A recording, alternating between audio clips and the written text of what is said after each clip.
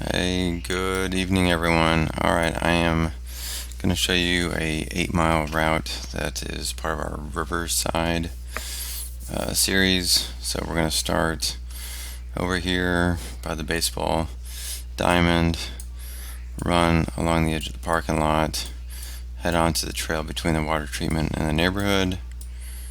Okay, and then we're going to continue on the path, and 1 mile would be right here before you get to the tunnel.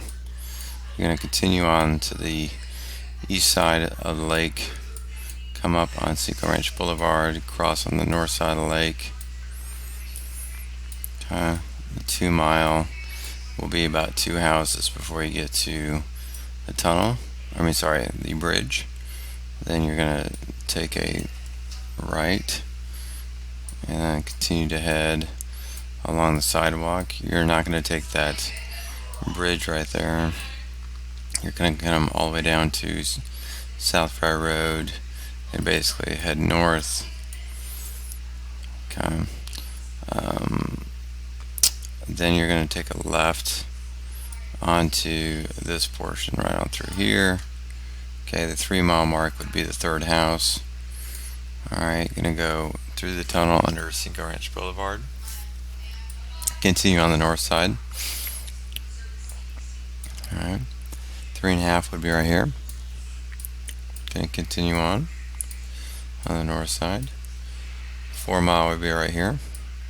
On this portion right here, there's plenty of grass to get on, to run instead of on the sidewalk. Going to continue on the south side. 4.5 right there. And then you're going to go back towards the tunnel underneath Cinco Ranch Boulevard.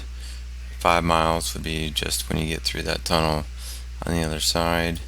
Going to retrace your steps. Back down to Cinco Ranch Boulevard. Okay.